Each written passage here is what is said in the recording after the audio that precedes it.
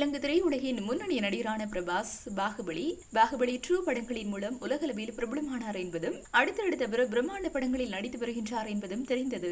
குறிப்பாக சுமார் 600 கோடி ரூபாய் பட்ஜெட்டில் உருவாகி வரும் கல்கி 2198 AD திரைப்படம் மிகப்பெரிய எதிர்பார்ப்பை ஏற்படுத்தியுள்ளது. இந்த படத்தில் கமல்ஹாசன், அமிதாப் பச்சன் உட்பட பல பிரபலங்கள் நடித்துள்ளனர். இந்நிலையில் 44 வயதாகிய முரட்டு சிங்களாக இருக்கும் பிரபாஸ் எப்போது திருமணம் செய்து கொள்வார் என்று அவரது ரசிகர்கள் அவ்வப்போது கேள்வி எழுப்பி வந்தனர். மேலும் அனுஷ்கா ஷெட்டி உட்பட பல நடிகர்களுடன் கிசுகிசுக்கப்பட்ட போதிலும் அவர் தனது திருமணம் குறித்த எந்தவித அறிவிப்பையும் அதிகாரப்பூர்வமாக வெளியிடவில்லை.